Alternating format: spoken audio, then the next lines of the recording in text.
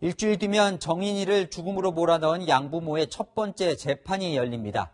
검찰이 이들을 재판에 넘기면서 법원에 제출한 공소장 전문 내용을 채널A가 단독으로 확인했습니다.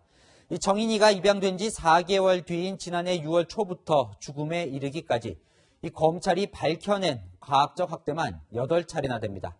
정인이에겐 지옥과도 같았을 그 5개월을 정리했습니다. 먼저 장하얀 기자입니다. 검찰이 양모 장모 씨를 아동학대치사 등의 혐의로 재판에 넘기면서 적시한 폭행 행위는 모두 8건. 정인이가 숨지기 직전 약 5개월 사이에 집중됐고 모두 집안에서 발생했습니다. 가장 안전했어야 할 공간이 정인이에게는 가장 고통스러웠던 장소였던 겁니다. 지난해 6월 초에는 생후 11개월인 정인이의 왼쪽 어깨를 때려 뼈가 부러졌고 같은 달 17일 깁스를 한 어깨를 강하게 밀어 정인이 머리가 바닥에 부딪혔습니다. 쿵 소리가 날 정도였습니다. 같은 달 오른쪽 허벅지와 옆구리를 때려 허벅지 뼈와 갈비뼈도 부러뜨립니다. 정인이에 대한 세 번째이자 마지막 아동학대 의심 신고가 이뤄진 9월부터는 폭행 강도가 더 세졌습니다. 4차부터 7차까지의 폭행에서는 뒷머리와 팔뼈, 왼쪽과 오른쪽 갈비뼈도 골절됐습니다. 이때 폭행은 옷을 벗지 않으면 눈에 띄지 않는 등과 배 부위에 집중됐습니다. 그리고 지난해 10월 13일 검찰은 오전 9시 1분부터 폭행이 시작됐고 10시 15분까지 1시간 넘게 학대가 이루어졌다고 적시했습니다. 밥을 먹지 않는다는 게 폭행의 이유였습니다.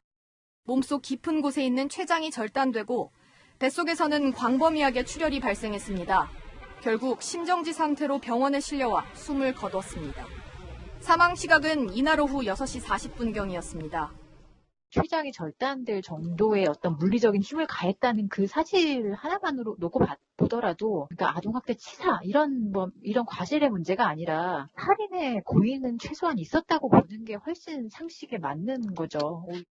장 씨에 대한 첫 재판은 오는 13일 열립니다. 채널A 뉴스 장하얀입니다. 정인이가 받은 상처는 몸에 난 것만이 아닙니다. 양부모는 아직 돌도 안 된 정인이를 수시로 집에 혼자 두고 외출했는데요. 그 시간이 모두 26시간에 달합니다. 이 주민들은 정인이의 눈에 눈물이 가득 차 있었다며 그게 신호는 아니었는지 안타까워했습니다. 이 검찰은 양부모가 정인이를 짐 다루듯이 했다고도 기록했습니다. 이어서 김재혁 기자입니다. 정인이가 처음 방치된 건 입양된 지 한 달 만인 지난해 3월 5일. 이날 생후 8개월인 정인이는 아무도 없는 집에 4시간 가까이 홀로 남겨졌습니다. 이날을 포함해 최소 15차례, 짧게는 30분, 길게는 4시간 가까이 차량이나 집에 방치됐습니다. 양모장 씨는 정인이가 숨을 거둔 지난해 10월 13일에도 정인이를 집에 놔두고 친딸을 어린이집에 데려다주고 오는 모습이 포착됐습니다. 이날 오전 9시 정인이를 폭행했는데도 불안하거나 초조한 모습은 보이지 않았습니다.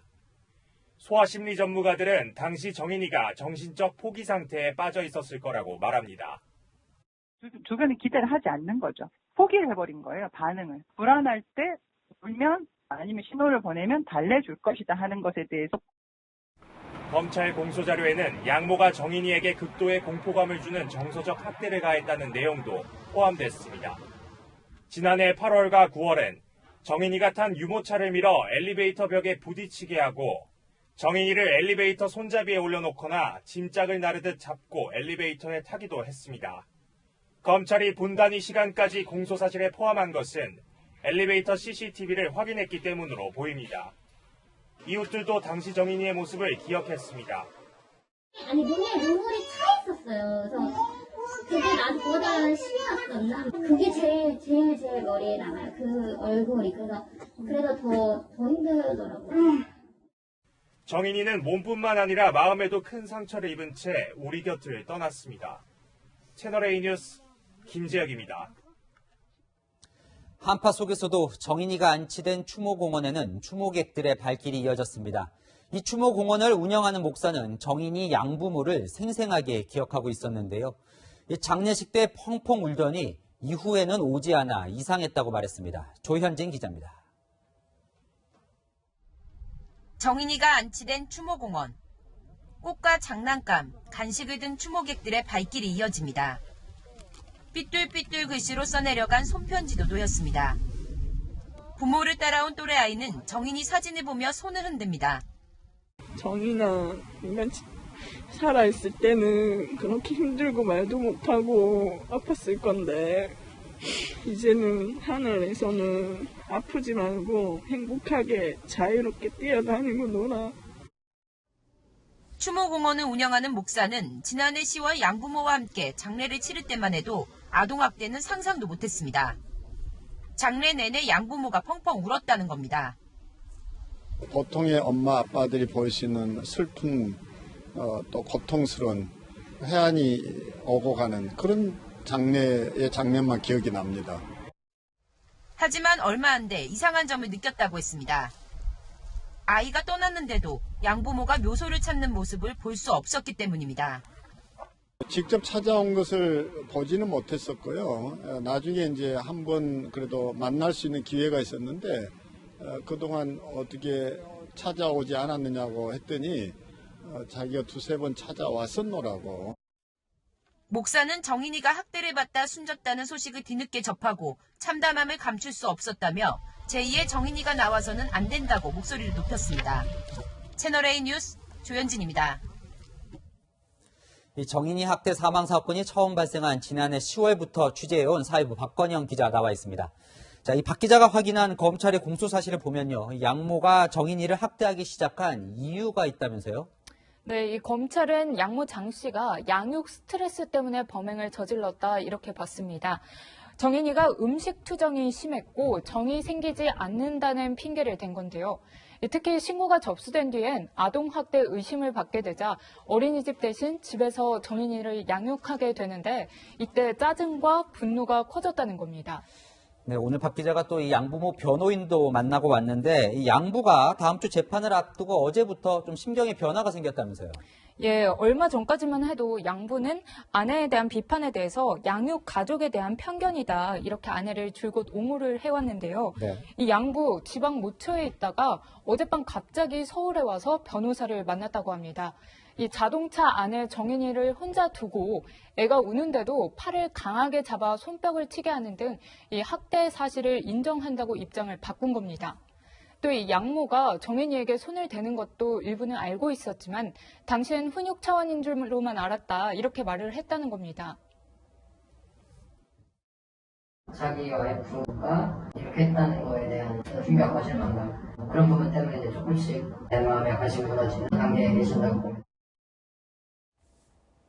하지만 양부의 이런 태도도 냉정하게 바라볼 필요가 있습니다. 양부 역시 정인이에 대한 학대에 가담하거나 방임하고 유기한 혐의를 받고 있습니다. 반성한다고 죄가 사라지는 건 아닙니다.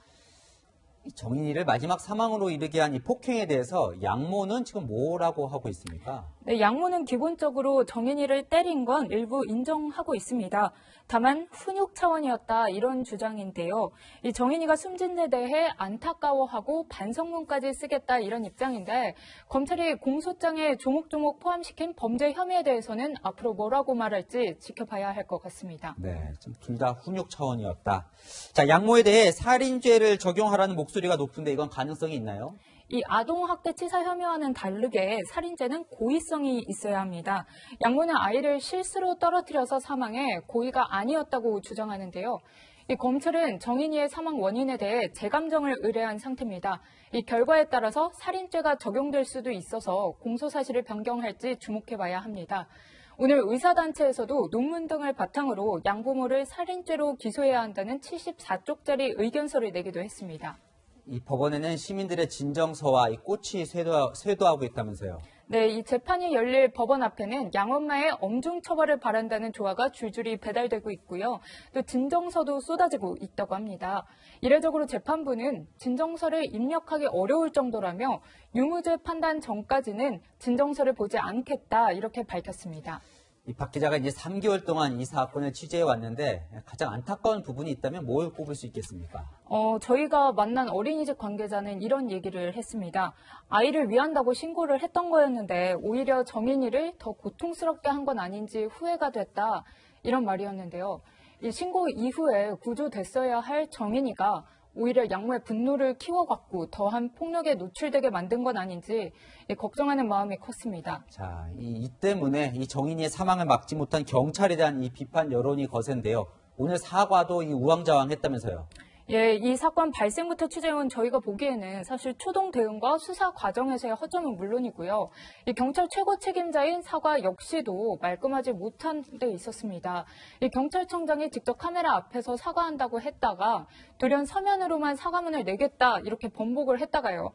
기자단에서 항의를 하니까 오후 5시가 돼서 사과 발표를 했습니다.